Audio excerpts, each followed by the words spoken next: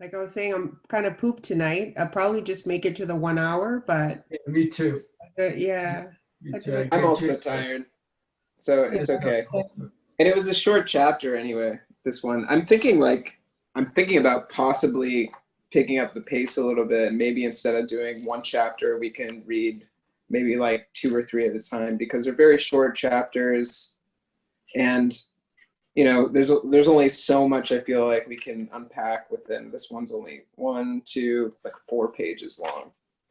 Like I don't know how long we can talk about these 4 pages, but we can try.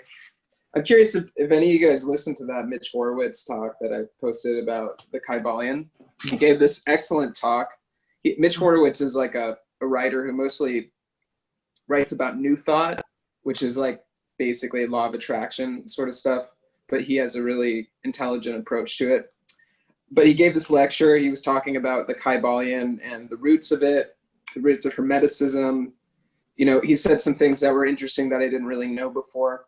For example, Hermes Trismegistus was kind of like something that the Greek translators would sign their name as Hermes Trismegistus, which was basically what he said is that the ancient Egyptian wisdom traditions were primarily oral. Like the stuff that's written down in hieroglyphics from ancient Egypt is a very, very limited extent of their actual knowledge. So they didn't really have very much of a kind of like written scribe tradition in the way that people in the West do and even did at that point. In ancient Greece, there was a much more kind of developed method of writing and stuff like that.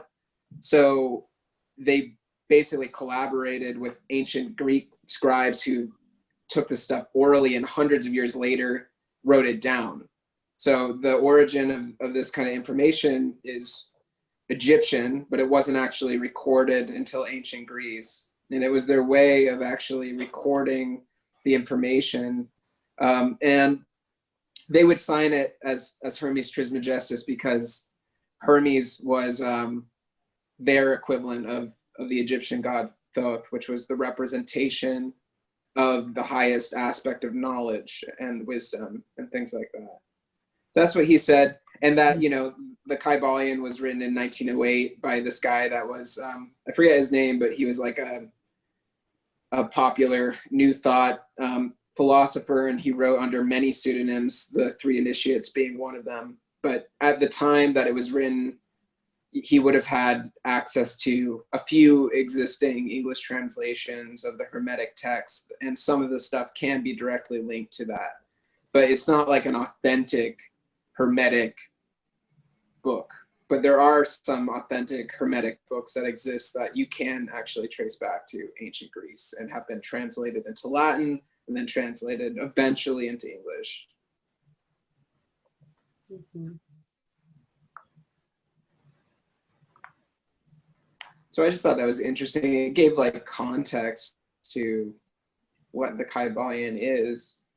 Mm-hmm. Mitch Horowitz actually has an abbreviated version of the book where he took what was, in his opinion, the most essential aspects of it and kind of like cut out what he thought was more of the author's projections of his own beliefs onto it. So he basically created an abbreviated version of it that's just the Hermetic stuff, which is kind of interesting as well. And I would be curious to check that out. I think it only exists on audiobook, but it's like a shortened version of it.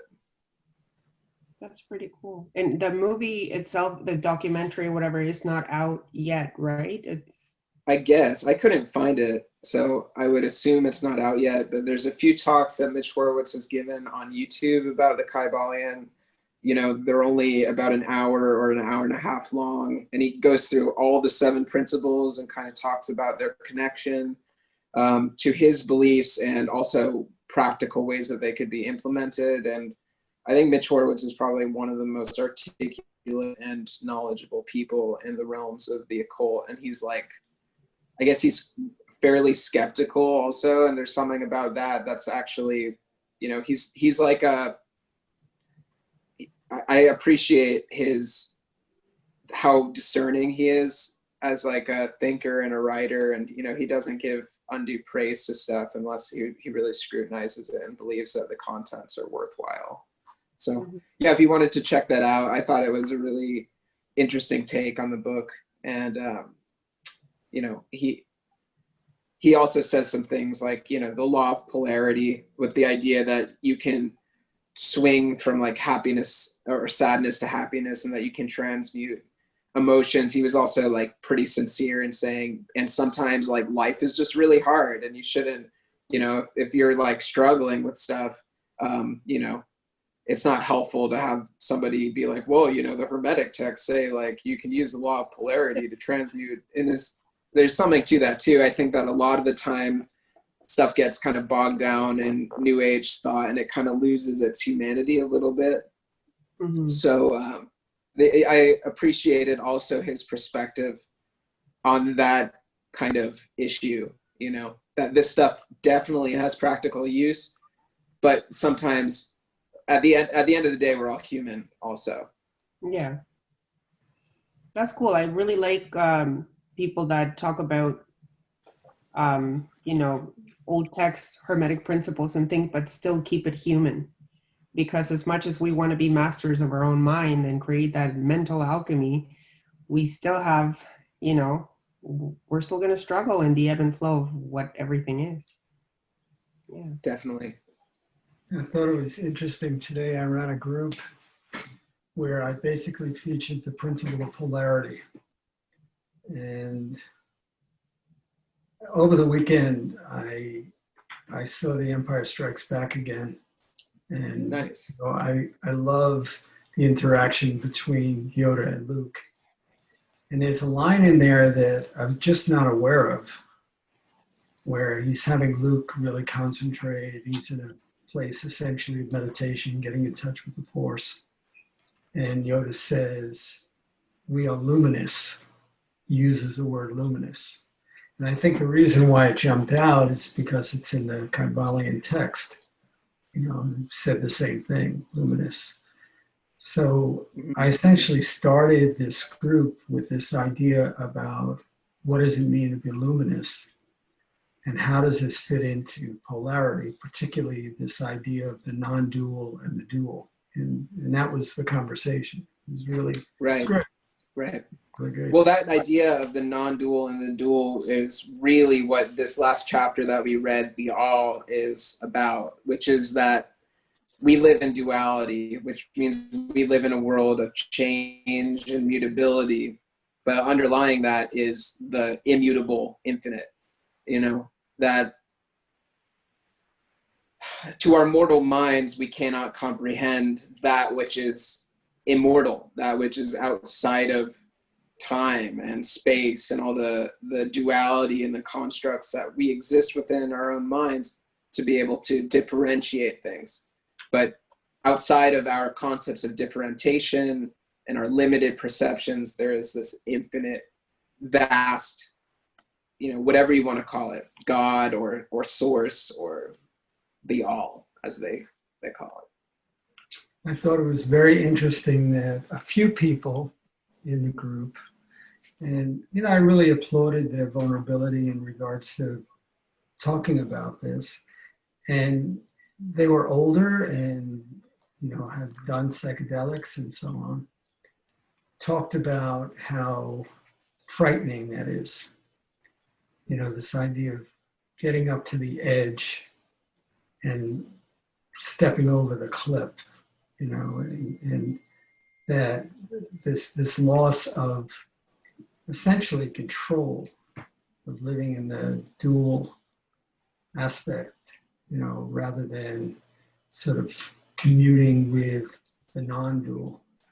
And I just thought it was very interesting to have people really express how scary that is, how frightening, how sort of mentally destabilizing it felt that it could be, you know.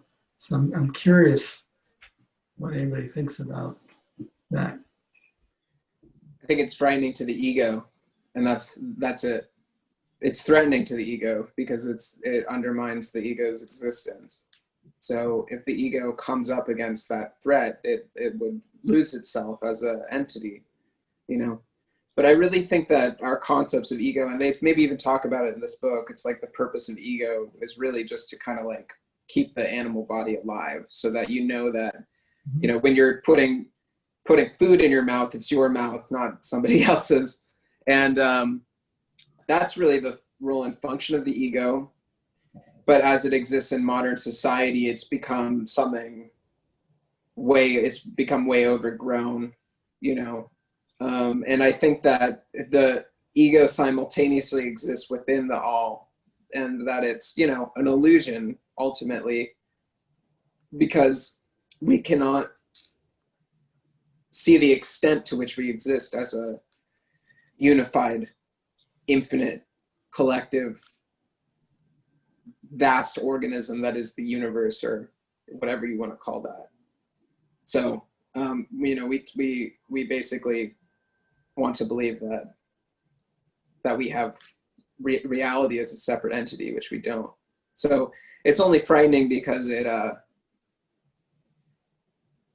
it punctures a hole in our grand illusions about our self-concepts, you know.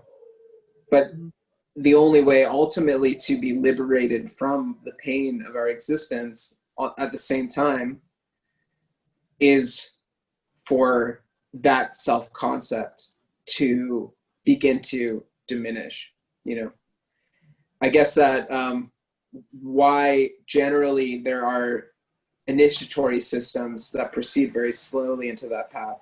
Like, for example, one would train for many years to be able to meditate properly, to gradually reach a realization of self, rather than to just smoke 5-MeO-DMT and in 5 minutes have a complete nuclear obliteration of our self-concept, is because the ego essentially needs to be prepared for its annihilation, and sort of to wade into it rather than to just kind of like totally get blasted.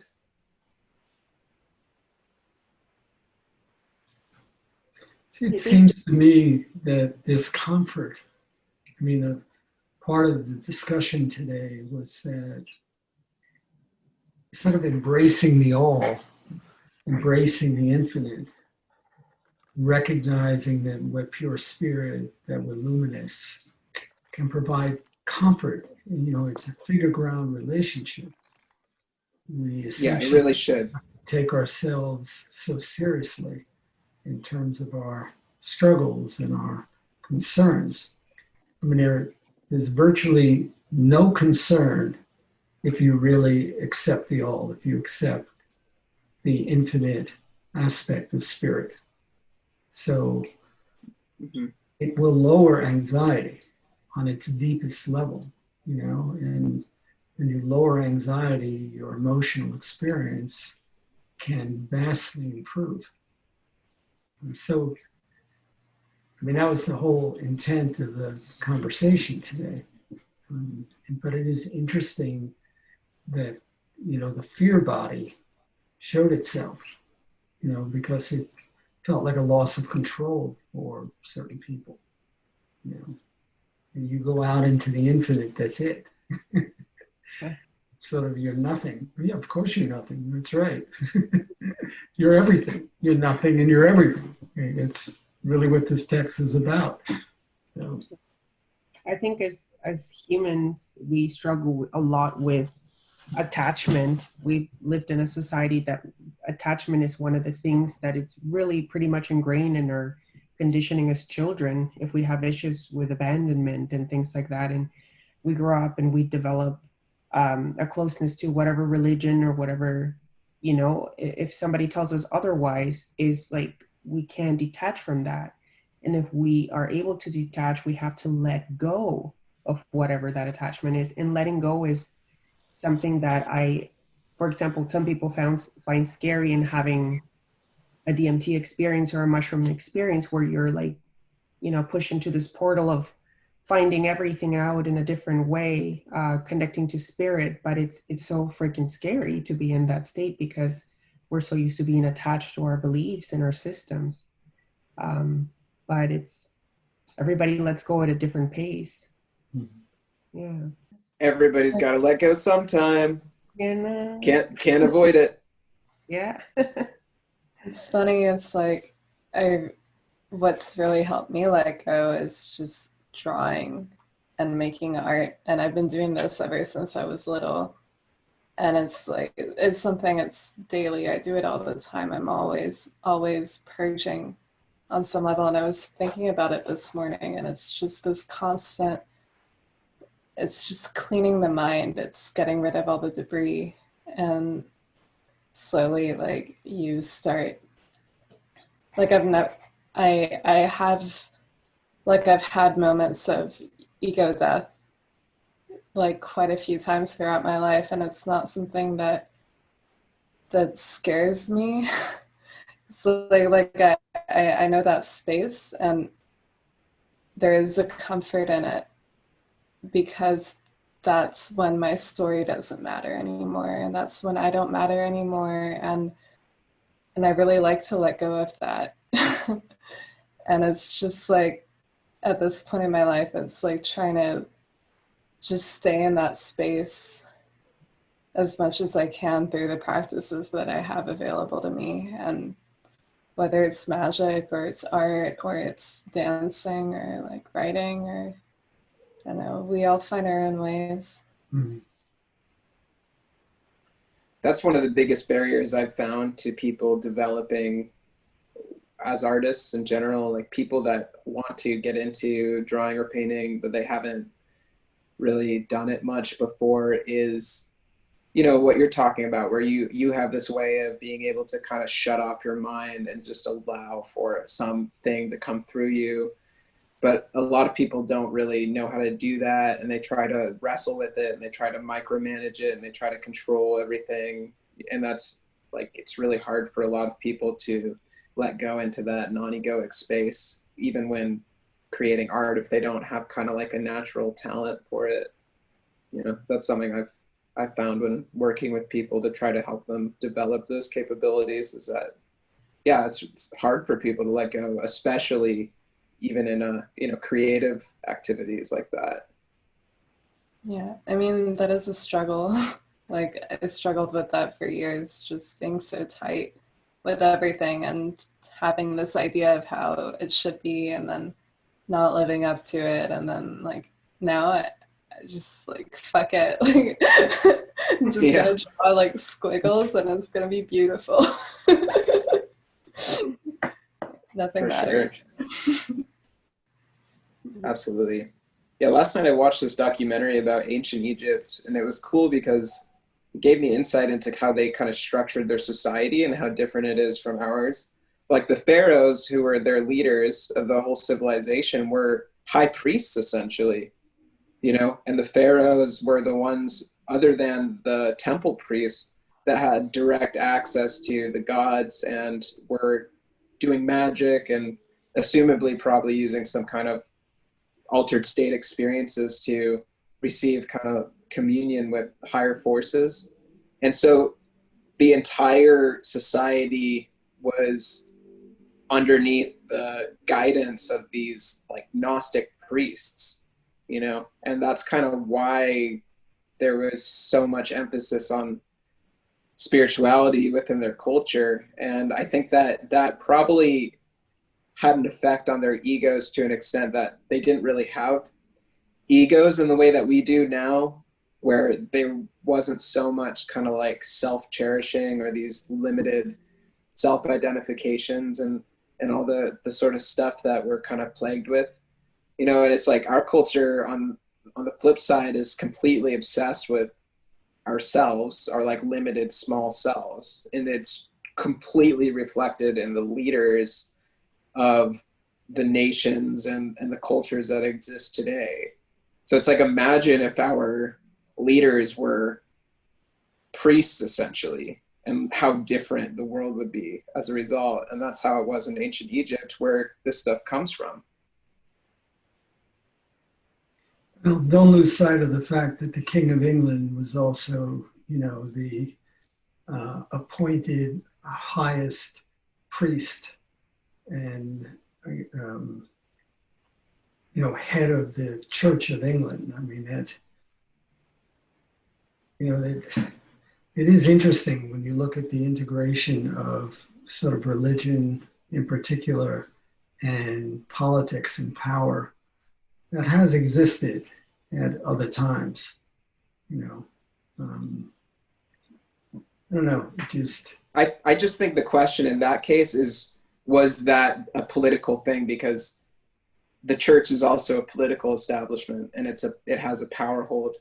Or, like, I think that the pharaohs were true Gnostics. Like, I think that they were actually, I think they actually had direct experience of communion with higher forces. And that was due to the fact that they were, like, very much, I guess right now when I think about it, the only culture I can think of that mimics that same kind of model is like Tibetan culture, where the Dalai Lama is a spiritual teacher as well as the political leader. And I think that that's how it was in ancient Egypt, and the way it's structured is similar too, where, as a result, the priests, or whatever they're called in Tibetan culture, and then the monks under them are kind of considered the highest class, and then everybody else is serving in support of that. I think that's how it was in ancient Egypt as well.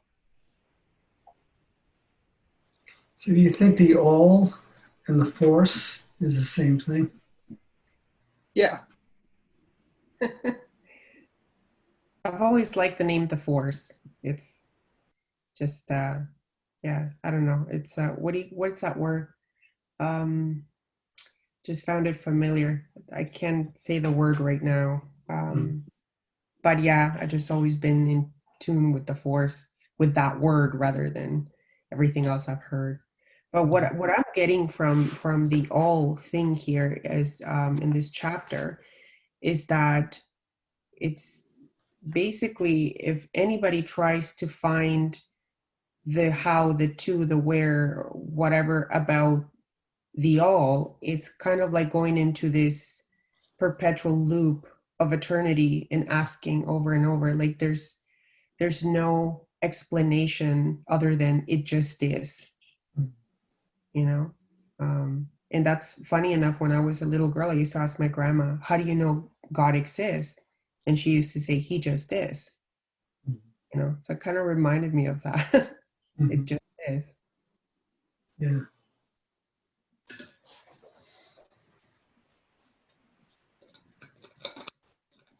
I think in Buddhism you see that as well. It's sort of not essentially spending energy in questions that just lead you into a loop, because there are no answers. Yeah.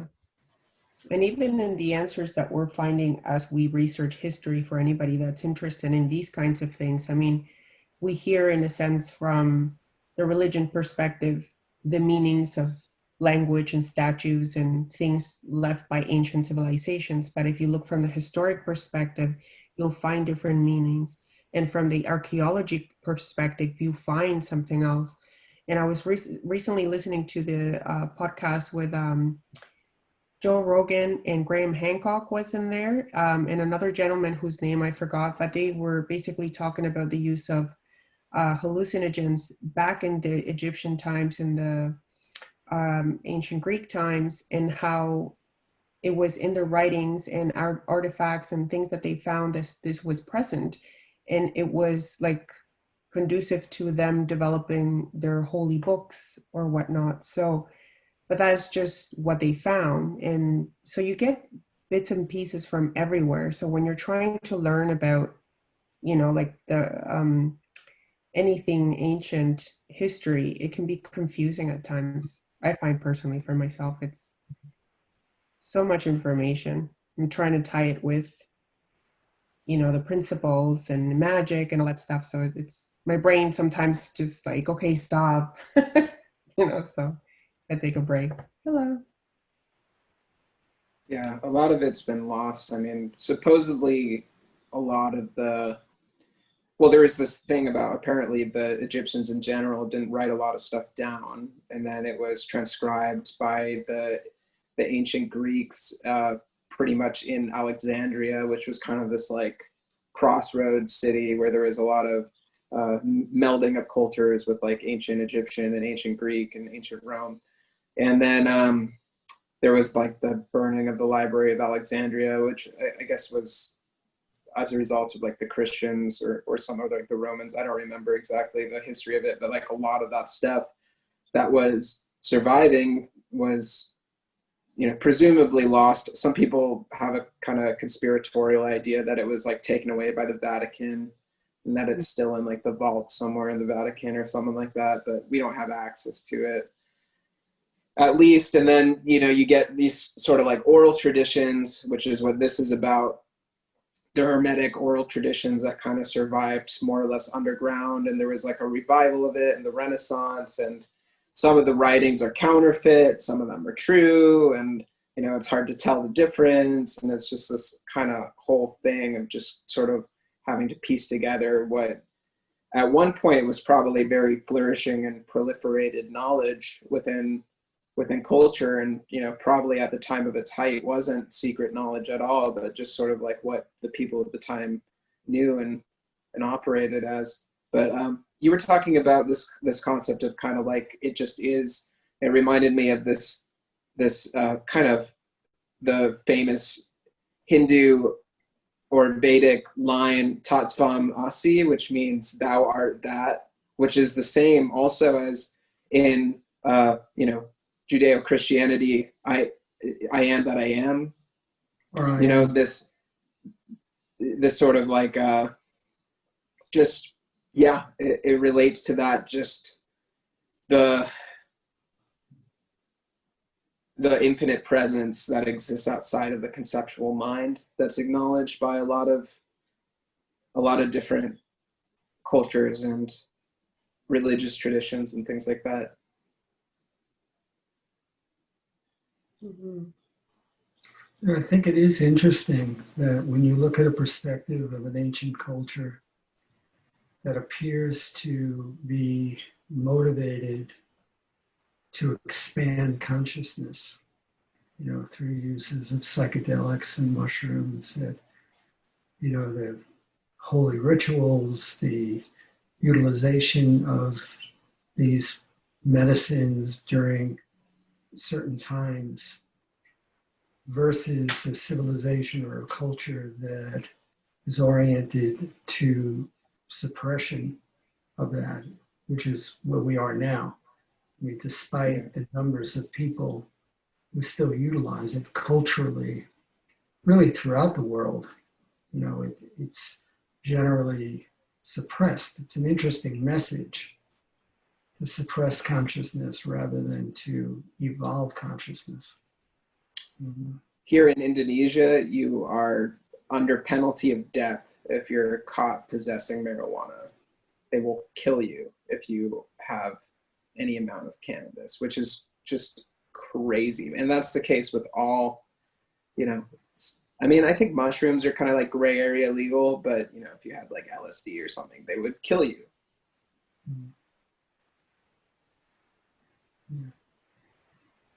What's that fear, right? I mean, I was talking about people expressing their individual fear, but this is a cultural fear of letting go and losing the boundaries that somehow artificially protect us. Right. A lot of it has to do with religious control as well. You know, it's why the Gnostics were persecuted even by the like Christian church, even though they were supposedly the kind of direct descendants of Christ's teachings. But the Gnostics basically followed Christ's teachings, the idea that you could become self-realized, which is what Christ taught. But the Christian church established this hierarchy, which says that, no, you can't. You have to go through us if you want to get there. And most of the kind of religious authorities of the world are built that way. You know, even here in Bali, which is a very spiritually open place, they do have a religious hierarchy where there's still like, it's only the priests that can do certain things. And it's not really a Gnostic culture. So now we're kind of getting to a place where, because things are accessible, because there is LSD, because there are these things that kind of work to open one's mind to these higher planes of existence, suddenly anyone can basically play the role of a priest, which is to have a direct experience of the divine through the use of not just psychedelics, but a lot of different kinds of like neurological technologies that exist, ancient meditation techniques, things like that.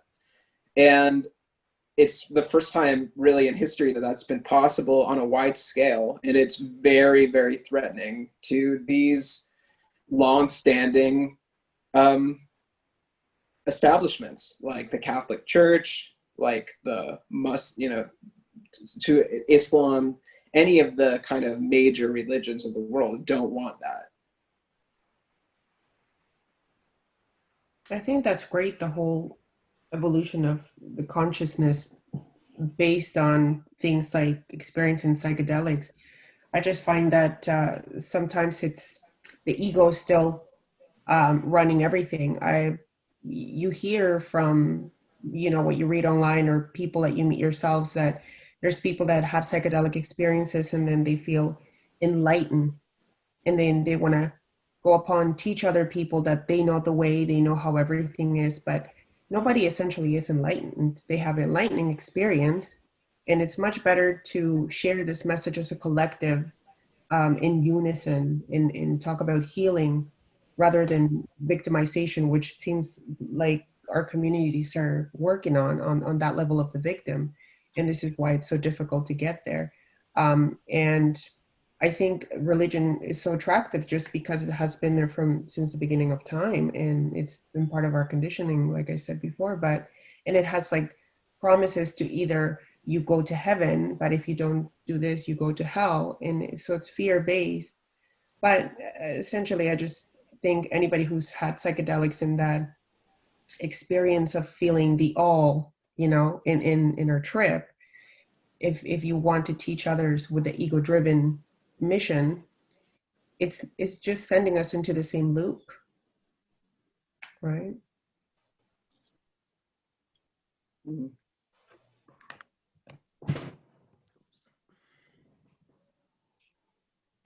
Yeah, I thought it was interesting. I'd been watching a series about King Henry VIII. And he was in a massive struggle with the Pope and the Vatican, and basically created his own, essentially, religion. He broke from the Vatican. But the part that was interesting to me is that one of his edicts was that the holy text, which was only in Latin and only interpreted by the priest, be not only translated, but distributed to the average person, so they could actually have direct access to this information. I found that really interesting. I'd never quite understood that was a fundamental shift in the disbursement of information. I think that mass printing of books didn't even occur really until about the Renaissance. So like most people weren't even able to read anything really. The Bible wasn't accessible to people until the Renaissance, as far as I know. Yeah, and that's what was going on during that time period. They had developed the press, and pamphlets were being created, and and that was part of the edict, because now there was accessibility. Right. Just those religious texts used to all be like hand scribed and hand drawn. I've seen them in museums in Italy and stuff, and they're really beautiful. But it was like there was only one copy that would exist, and monks would transcribe them. That was their job. It's really interesting too. During the Renaissance, there was almost a Hermetic revolution, where the Renaissance had humanist ideals, and they were obsessed with ancient cultures. That's where kind of all of Renaissance art comes from. if you look at what art looked like before the Renaissance, it's this kind of like awkward Byzantine icon paintings and things like that. So the Renaissance artists were rediscovering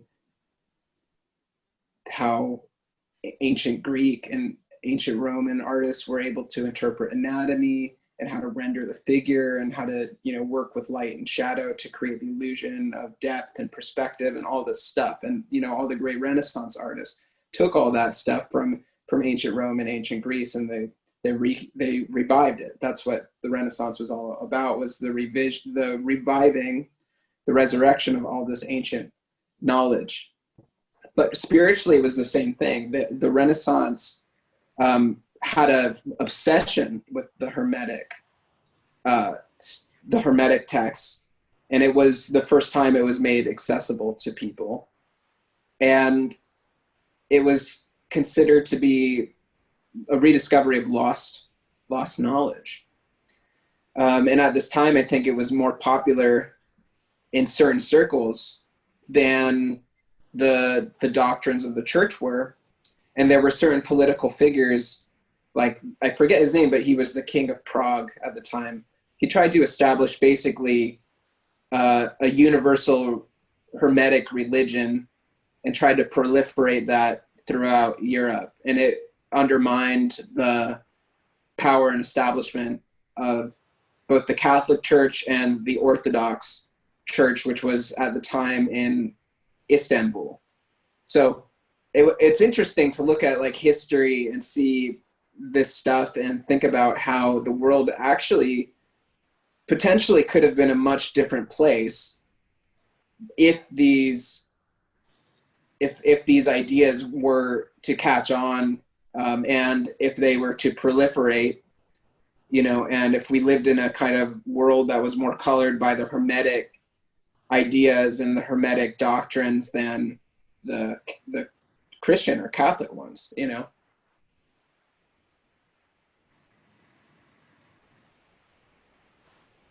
Yeah, there's this thing, I think it was Damien Eccles that was talking about it, was the differentiation between different kinds of, like what art actually meant in ancient times versus what art means now. And how before, like it was a way to carry knowledge on from one generation to the next in a way that words never could. And somehow, like, I guess like it evolved from that, and it lost that purity, like, because before it was totally without, like, the self did not matter, the ego didn't matter, and it was purely about the information and just like carrying this ancient knowledge forward. And I think that it's interesting, like looking at art, how it progresses through time and how like it starts to get more and more colored by like each artist's individual expression, which is really beautiful. And but at the same time, it's, yeah, like looking at gaining inspiration from the way that things were done before, because there's a lot of truth in that, and there's a lot of purity and knowledge just for knowledge's sake and not necessarily for personal expression. I guess that follows a little bit what you were talking about. Yeah, this kind of modern idea of the artist as needing to have a unique style and being defined by that style is a really, really recent phenomenon. And there's this great artist, Odd Nerdrum. He's kind of like he paints like Rembrandt, basically, and he's a living artist. He's in Norway. He has a school of art where he teaches artists to paint in a similar style. And a lot of contemporary artists criticize his work as being derivative. They consider his students' work to all look the same. And his contention is that it's not about style, that that's just not important at all. And that what's important is what you're saying. It's like he worships these kind of like these old artists, and their ideals, which was just about creating images. It wasn't about inventing some kind of style to be novel or to stand out as an individual. And it was much more of a collective type thing. Yeah. And I think that it falls back to like the like how individualized society is right now, and how important each individual person is, and like because that it's the worship of the ego. And I find that there's a lot of beauty in working with other people to create rather than just purely creating from one's own echo chamber. And yeah, I think that's an interesting topic to explore. But in relation to the all that is, like, it's part of the all, I don't know. I'm curious about how, any of what has been read thus far has either changed or influenced the reader. I'm really curious about the impact of reading this had on anyone. Well,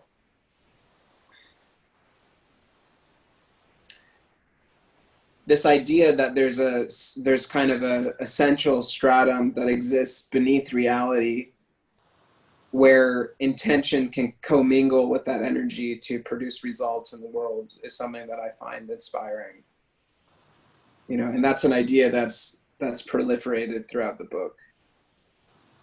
It's kind of like the essence of magic, in terms of the idea that our intention can create sort of ripples out that can create causation within the material world. And I think that this book does a really good job of just laying down very simple foundations to understand that without any kind of like complicated rituals or theological ideas or symbol systems or any of that bullshit. Just like, this is what reality is, and these are laws that you can work with, much like you can utilize the law of gravity to your benefit if you know how to use it. Mm. Something I just wanted to touch on real quick, just talking about like art and classical art and stuff like that. It's really interesting, but like Odd Nerdrum kind of reveres this this sort of legendary Greek painter named Apelles, who it was sort of like the Hermes Trismegistus of art, because apparently Leonardo da Vinci and a lot of other old painters took a lot of inspiration from Apelles, but yet none of his work exists.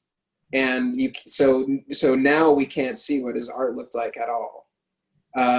But supposedly it was his kind of ideas as the master painter of ancient Greece that kind of formed all of the classical art that came about in the Renaissance. So I thought that was kind of interesting. There's like a parallel there to Hermes Trismegistus, where, likewise, it's very, very hard to find any credible evidence of Hermes Trismegistus existing as an actual person, yet the ideas of Hermes Trismegistus have influenced thousands and thousands of people since.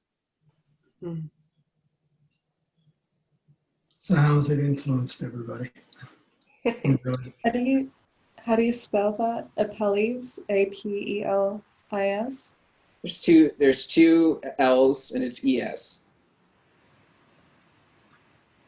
I think for me, it like Jake was saying, it's more like an awakening to the possibilities that we can do with our own power. But it also gave me a sense of peace for some reason.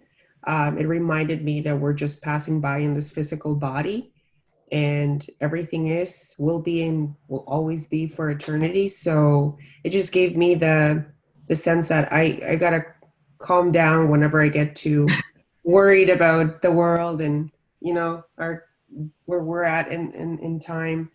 It just gave me a sense of peace, this particular chapter, I have to say. Yeah.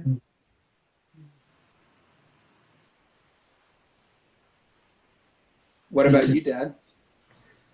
Oh, I think a lot of it was sort of more confirmation, of what my overall belief structure has been really since I'm a child, particularly the all, particularly the idea of, spirit and the force and so on and so forth.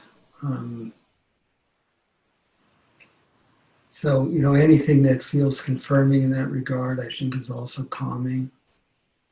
Um, I really very much appreciated the constancy of transmutation.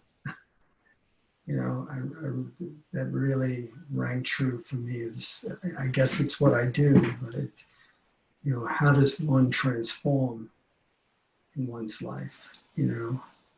Transmutation, in terms of emotions and feelings and, not just alchemy in terms of, metal into gold, but on a larger plane, this idea, of being able to actually be an active participant in that. I think that was very rewarding. I like that. And also just this relationship, between non-dual and dual, all in, the physical plane of reality. And, Do you guys believe that solitude can enhance or fast track that transmutation that is essential? You know how monks sometimes spend so long on their own and just in deep meditation, but for us who are not monks, who live in a life where we have to go to work and everything, I find that because I've spent so much time on my own, originally I'm solitary being. I'm a bit of a hermit, of a nerd. I can be super happy reading books and being alone. But through this COVID thing, I have more time to be on my own, that I found that my whole mental health has been so much better. And I've been more spiritual, and, my own mental transmutation work has been, excelling day by day. So do you guys feel like it's essential for that transmutation to happen to experience quite a bit of solitude? I think Yeah, it depends on the person. Mhm. I think there's ways to cultivate very pronounced solitude in the middle of having involvement with the external world as well. Like you can have, for example, a meditation practice in which you recede into very intense solitude for a short period of time. I think that receding into oneself is totally essential to having these types of experiences. But that it doesn't necessarily mean that you're just, by yourself physically, but it's more of a boundaries thing, like an energetic boundaries thing. Mhm. I think solitude can be an absolutely essential element in allowing a person to ground, become centered. I think what happens on an ongoing basis is that our brain is continually attending to stimuli. And as a result of tending to stimuli, our nervous system is activated and our focus is much more external when that occurs. And I think anything that ultimately can quiet the mind, and solitude tends to have a much lower threshold or a much less dense level of stimulation and stimuli. You talk about the float tank. an essentially stimulus-free environment. I think, to me, that's the portal to the all. That I absolutely believe. The whole thing with Star Wars, quiet your mind, center your body, and that's how you really contact the Force. I think that becomes the key. And I think when the body and the mind is just so busy, and so anxious, really, it just can't do that. It doesn't access. So I think quieting the body, quieting the mind, and I think solitude's just a really significant way of being able to do that.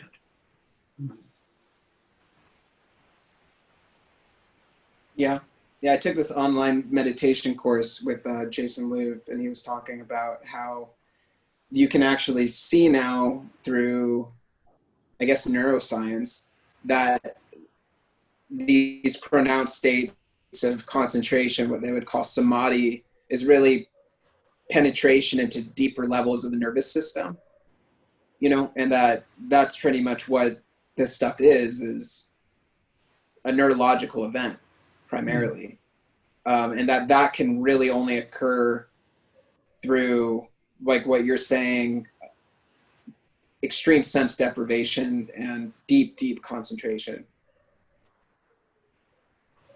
Was it good? I know you spoke to Chetsar about Jason Louv and talking about his on Magic Me and all that stuff. Did you find I it love it. really- Yeah. Yeah. Okay. I want to. I think he's one of the most knowledgeable people on esoteric subjects in the world. The depth in which he's studied all of the different traditions that exist is incredible. And he's really good at teaching as well. Like, he's very good at expressing the ideas in a way which are clear and understandable. Mm-hmm. So I I'll really take it recommend with you, it. Emma. If you're really interested, I said I'll take it with you. Oh. We can take it at the same time. Yeah, I'm really interested after I heard, and I've listened to Jason talk, and sometimes I feel lost because of his deep knowledge and all this stuff. But I heard, that he's really good. I just never took the class, but I'll look into it. Yeah. Hey, great. Yeah. Sounds good. Yeah, and he has about, I think, 16 different classes or something like that on his website, that if you sign up for the monthly pass, you can have access to all of them. The one thing I'll say about it is that each of the classes is maybe like 4 hours long, and he does cover a lot of information, and he basically gets to the essential points. But if you really want to understand deeply any of the subjects, you got to still do your own research and read books about them and stuff like that, because he's basically taking the cliff notes of the books and teaching courses about them. Mm-hmm. Oh yeah. Yeah, that's the other thing about this particular book. I think the emphasis that really essentially everything is mind. Everything is mind. It's all in the mind. And I really think that, particularly in the beginning of the book, they established that as a context. It's funny because, go ahead, Jake. Oh, it's just, I think Mitch Horowitz described it like, we are figments of the mind of God, much like Hamlet is a figment in the mind of Shakespeare. Mm-hmm. So it's like thinking about a life in that way. And I like how they described God or the infinite or the all as living mind. Mm-hmm.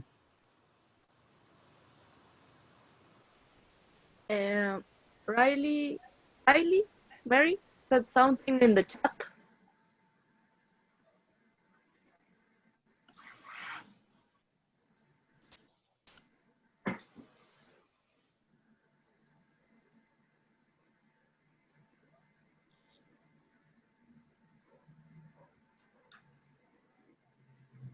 Oh no.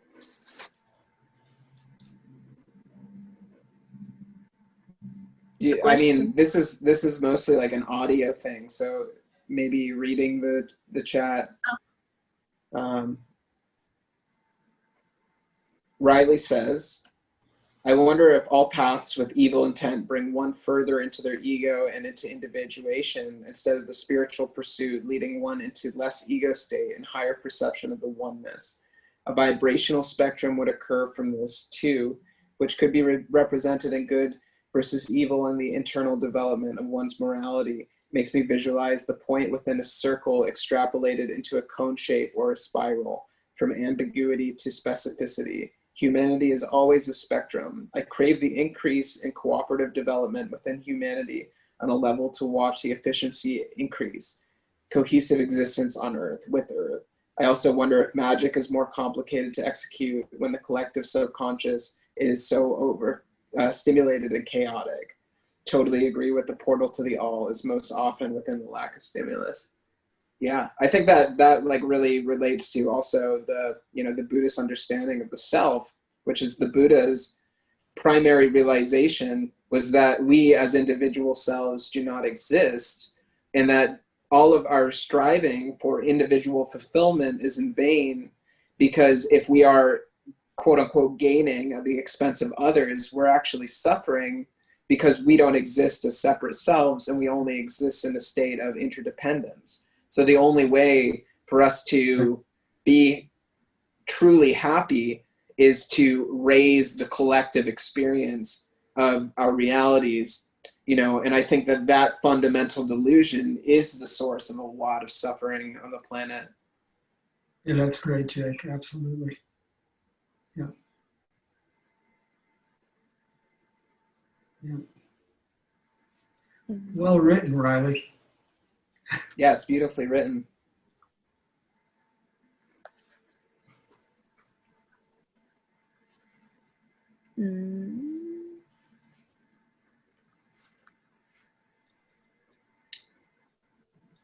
I think that in most kind of spiritual systems, whether we're talking about Buddhist monks or even South American shamanism or whatever, there's usually, the initiate usually goes into some kind of seclusion in order to accelerate their spiritual development. I think that that's pretty much a universal thing.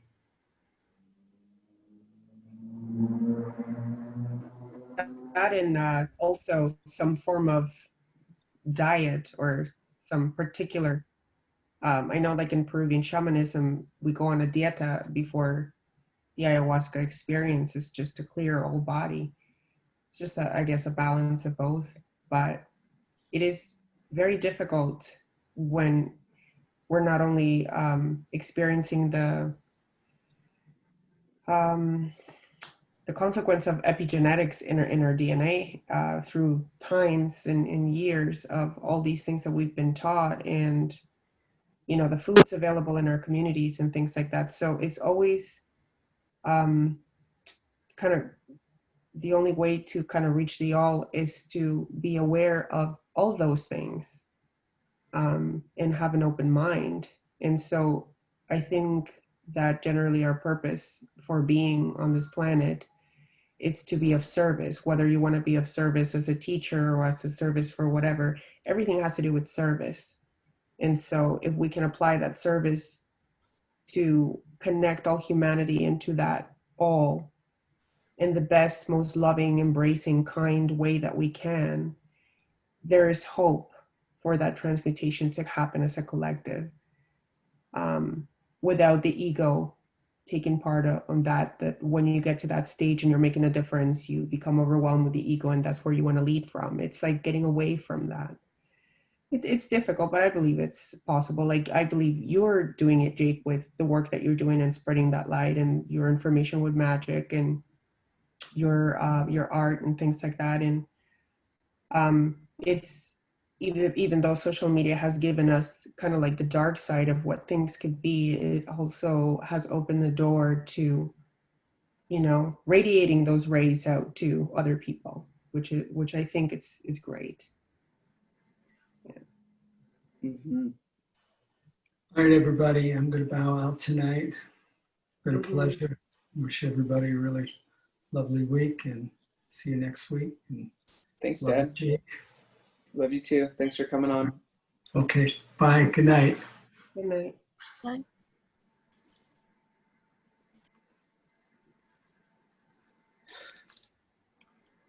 Yeah, I think we're just at this place now where individual gnosis is, it's really essential, and there's never been greater access. Like I started reading last night, Autobiography of a Yogi. I had tried to read it some years ago, but it didn't really stick with it. But basically, it's that book. It has given so many people access to yoga that didn't have it before, you know, and that is an exceptional thing that only exists now. You know, for 10,000 years or whatever, you had to get a guru and be Indian in order to learn yoga. Yeah. And I mean like real yoga, like a technology that allows you to directly experience union with God. But now we have books like this that exist where you have a realized master teaching you exactly how to do it. You know, there's that. And then there's also the accessibility and the proliferation of entheogens and psychedelics. There is, you know, the invention of the sensory deprivation tank. There is the unveiling of previously very secreted and closely guarded knowledge when it comes to things like magic, and a lot of other kind of modern day developments that give people access to gnosis, or give people access to union with the divine and direct experience with it in a way that never existed before. So we're going through a profound transformation where for the first time in Western civilization, normal people, everyday normal people, can have ecstatic, transcendent experiences. Mhm. And I Yeah. think this will change the culture on a mass level. I think it will, because it's never existed before. There were times when there were people in Western culture that used psychedelics and that had mystical experiences, but they were always kind of like the priest class, where even magic was only something that was taught to the upper class. You know, there were the mystery traditions, like the rites of Eleusis, which was also only for the upper class and the elites that were able to take part in it.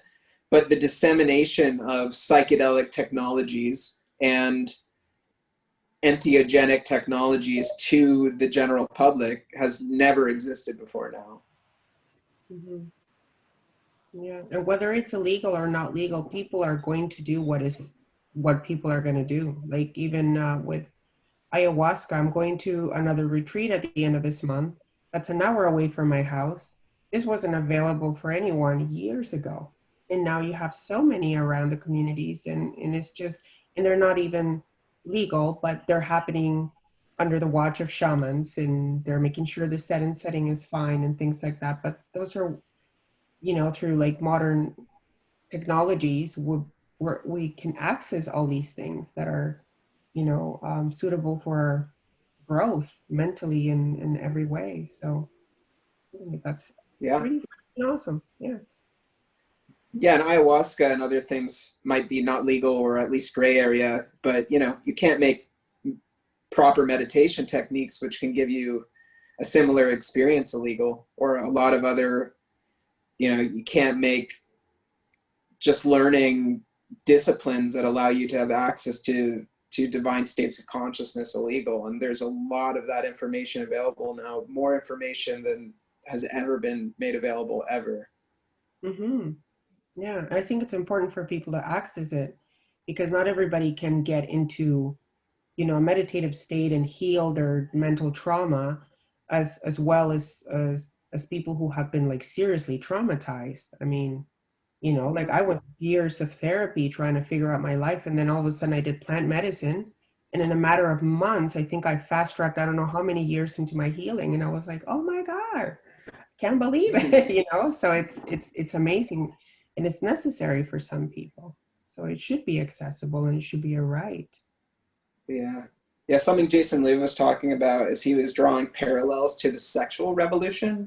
And it wasn't even like that long ago that sex was totally taboo. Like Victorian era, you know, England, it was just extremely repressed. There was still this belief that you shouldn't have sex until you're married, and that it was something really dirty and, you know, bad and whatever. And now it's just like totally normal.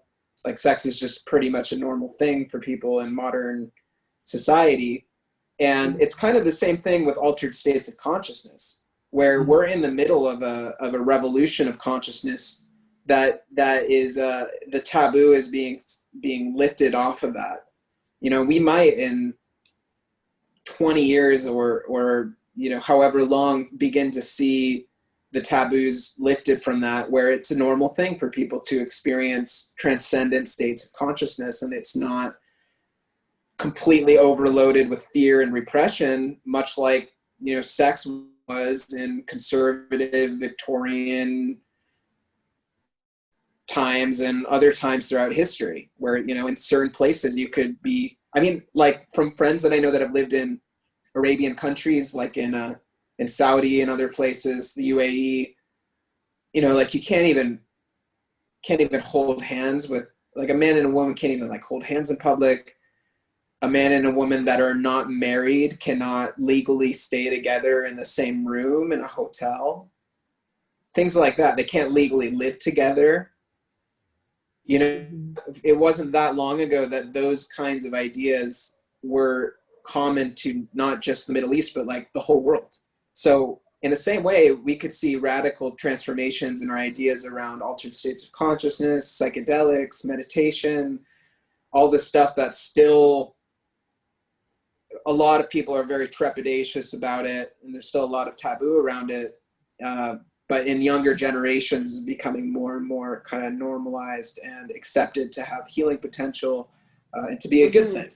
Keeping in mind that whole polarity thing as well, because even though we have evolved in the sexual sense through time, there's still more of an issue now with the issue of trafficking, for example, and pedophilia and things like that. So even though we have changed and become open-minded, we have gone completely the other direction with time. And it's not to bring like a bummer to the conversation or anything, but just acknowledging how things have changed with that whole openness to it as well. And it's, you know, kids nowadays, you know, I have two little girls and I see them and they're friends, and you see it everywhere. We are maturing at a younger level now, a younger age. And, you know, this is why our parents, and even me as a parent, I used to say back in the day, because as we progress into the future, we become more, you know, we're doing things that we weren't doing back in the day. So it's kind of really hard or difficult as a human being to, as you get older, to see these new generations applying these new methods, that some of them are really good and amazing for growth, and some of them is going totally the opposite way. You know, it's that fresh. Right. Yeah. And in the 1960s, when there was the explosion into all of this stuff and altered states of consciousness and psychedelics and different forms of mysticism, you had a lot of issues with that, where, you know, you had Charles Manson, you had, you know, people who totally lost control over their lives and ended up, you know, completely spiraling down because of it. And yeah, I think with all this stuff, you know, and both with, you know, sex and with altered states of consciousness, there is a balanced and wise and healthy cultivation. You know, like, I don't think that it should just be like indiscriminate, like, let's, you know, do the Tim Leary thing and just give out acid to anybody and just everybody drops acid and the world is going to be a better place. I think it's more like having a tradition established with elders who understand how to work with these very powerful technologies and you know, like harm reduction and proper education and proper use and the proper context and stuff like that, you know. And I think that it's like we already had the 60s, you know. I think that the damage was already done, and now we're on the other swing, which like we had what's the word, like just complete hedonism and excess, and then we went to repression. Now we're gonna find ourselves somewhere in the middle where hopefully things become more integrated, more balanced, and kind of used more holistically and more wisely and stuff like that, you know. Yeah.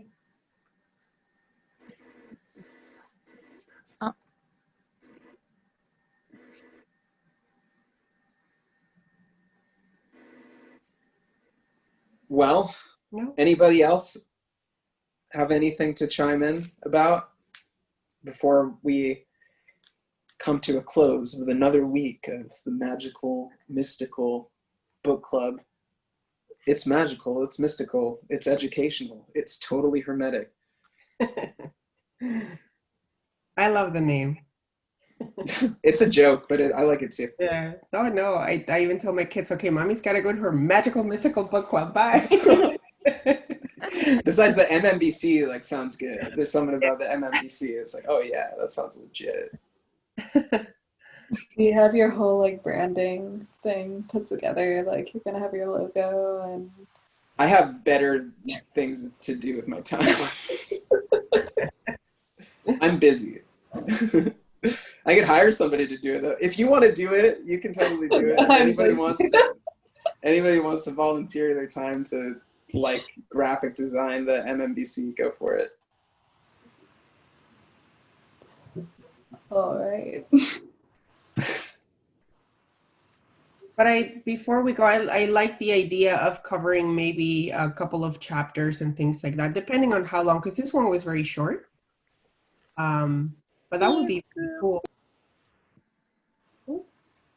Maybe let's do like three chapters next time, or something like that. Yeah, that works, because I think that the next 3 chapters are all about this concept of the all. And then after that, it goes into the planes of correspondence. So there's kind of like a subject shift. So let's read up until chapter 8, which would, you know, it's a bit more to dive into, but it's nothing crazy. It's like a normal chapter of a normal book. These chapters are very, very short. And that'll definitely give us more to talk about. And then that way also we can potentially get on through the Kybalion more quickly and begin to also explore other books, which I'm excited to do in the future. For sure. That sounds good. 5 to 8. Okay. And I'm not gonna be able to upload this to my podcast server because I'm out of space. But until I get more space, this is gonna have to wait. But I'll put it up on YouTube for everybody to listen to at least. Can All hear right. me? Yeah, we can hear you now.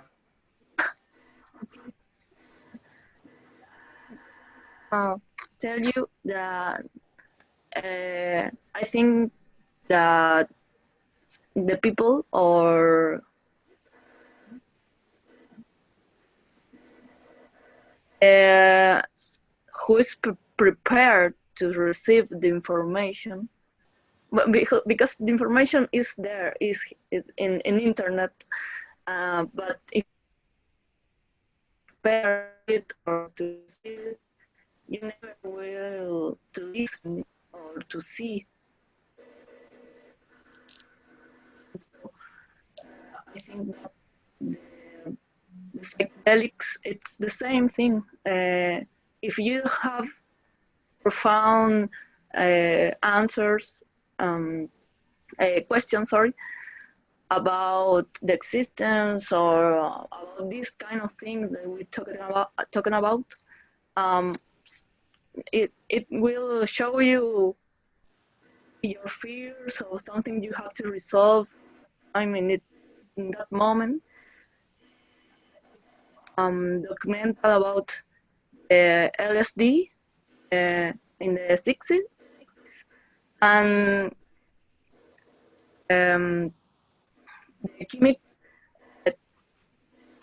um, that all document that the people who was in the hippie people receive it, other kind of that was in another environment, more obscure or more other kind of drugs like cocaine and heroin. It's another kind of result, kind of acts and treatment of the people. Or not, I think information, but you have to ask the right questions, I think. Right. I think what you're saying relates. It's a little hard to hear you, Mercy, because of your connection. But I think that what you're saying relates to the first chapter when it said the lips of wisdom are closed except to the ears of understanding. And I think with psychedelics, it's the same thing, where back in the 60s it was kind of touted as like, oh, everybody just drop acid and it'll do all of the work for you, and all you need to do is drop acid, which now we know that proper integration is an extremely important part to a psychedelic experience, and that one can have a psychedelic experience once in their life and 10-20 years later still be integrating what they've learned from that experience if taken upon in the right frame of mind. And yeah, you're right. A lot of people just kind of like spiraled out, and it led people into using heroin and a lot of other dangerous drugs that had a negative impact on their lives. And yeah, I think that we're at a point where, I mean, even the same thing happened a little bit with meditation and spirituality, where like a lot of people were just like, okay, like I have all these issues with my home and with debt, and I've got these unresolved issues with my family. I'm just going to meditate and just totally forget about all of that. And that's not really a very integrated or wise approach to using anything. That these spiritual tools should be there to help us actually function better within our lives, not to escape our lives. So, with the case of things like psychedelics or even meditation, it's very important that whatever insight is gained from those practices, it is carefully integrated, and whatever work is necessary to be done from those realizations is handled, and basically just to make sure that we have our shit together. That it's like, that's the foundation, is that we have to live balanced lives, and hopefully these things help us to live balanced lives. And we're not just using this stuff to kind of fly off into fantasy or to delude ourselves or to escape our problems. Or to attain something. We have an issue with doing things to attain an outcome all the time. And that could blind us into our true purpose. Right. Yeah. Yeah, I actually thought that one of the books that would be kind of interesting for us to read together is Cutting Through Spiritual Materialism by Trogan Rinpoche. And it's all about that. It's basically how we live in a material world.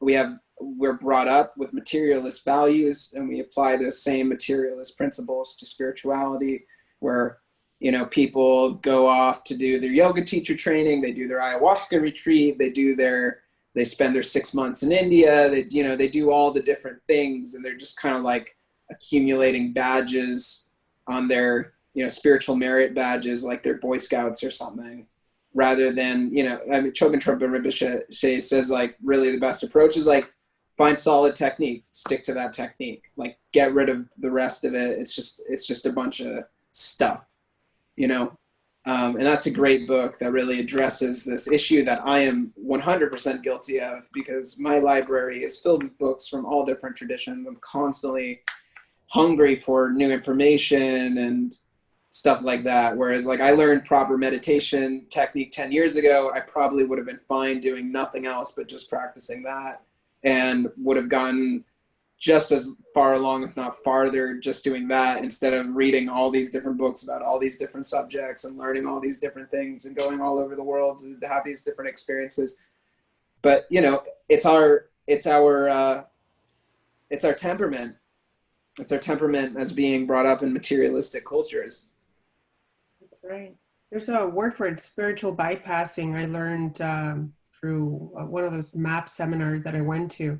But yeah, just you know, and I've been guilty of it myself, just, you know, kind of submerging my practices and feeling like I'm all this spiritual person, and yet I'm doing the opposite outside of that.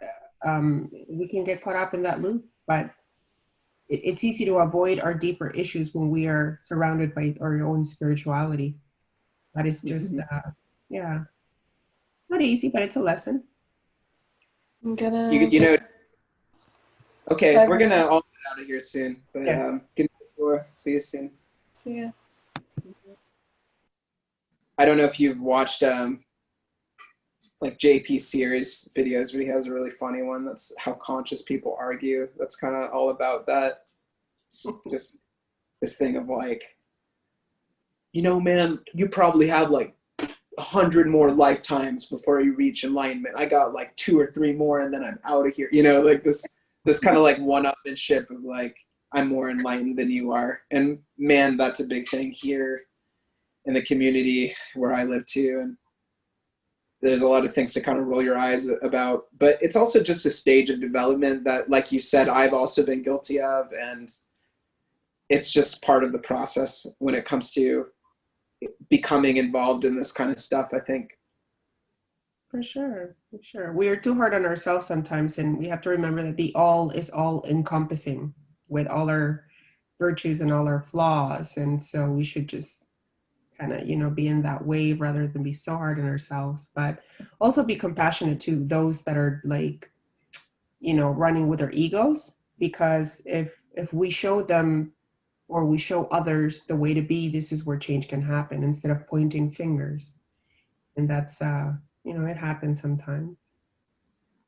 Yeah, totally. And some of the most enlightened people I've met are the least overtly spiritual, you know, and are like just people, but they carry a degree of freedom with them that you're like, wow, like you're not trying to be anything. That's amazing.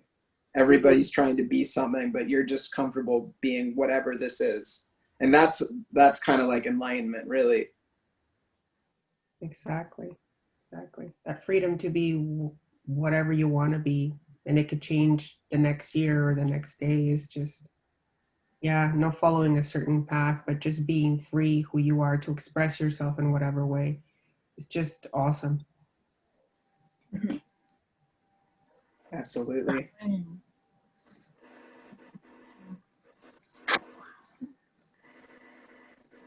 Compassion and think that it's perfect.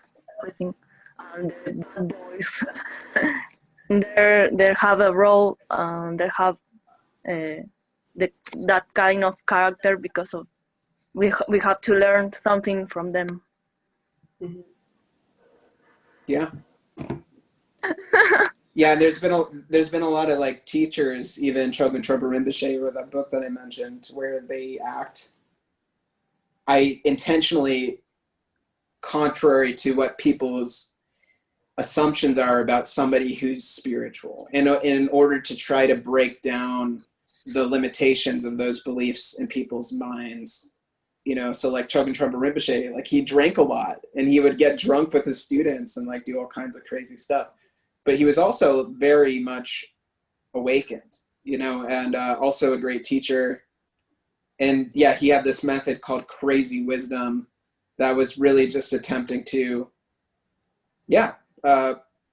poke holes in people's delusions, you know, to try to get people out of their concept of like, oh, I'm so spiritual, therefore I need to wear white and I need to have the beads and I got to do this. And it's like, no, like that's all just bullshit. It has nothing to do with any of that stuff. Yeah, absolutely. I come across with many people that, for example, I consider myself like spiritual. I do my own rituals, I meditate and things like that. But I'm always like more on the goth side, and I like my art to be more on the darker side sometimes. And it really depends. It's not always dark. It depends on how I'm feeling, what I want to express. But we're just so caught up in putting people in silos based on what they're into, and there isn't. It's just a construct. It's all an illusion. So however you express yourself is just that. That's why you like ceremonial magic, because it's the most goth of all the spiritual traditions. That's right. It's like goth spirituality. That's why I like it. But it's true. It's like, yeah, I mean, here, it's a very, Ubud is a very spiritual materialist kind of place. And a lot of people wear all the outfits that are all, with all the, I mean, everybody looks so spiritual. And nobody, but like the person who is dressed totally not spiritual, who's just dressed like a normal person, who's wearing like a suit or like some kind of buttoned up shirt that you would never expect to be filled with wisdom, might be so much more profoundly enlightened than the guy that's wearing all white and is wearing the beads and, plays guitar for kirtan and stuff like that. Like I've met people just randomly who were, just seemingly totally normal people that weren't overtly spiritual at all, that were like profoundly wise. Mm-hmm. Absolutely. Yeah. All right, guys. Well, that was about an hour and a half. I feel like that's a good place to land things. This was, as always, really, really fun. And we're going to have even more to discuss next time, because we're going to read forward 3 chapters this time. And I'll see you back on chapter 8 next week. And does anybody have any kind of like closing thoughts before we disband?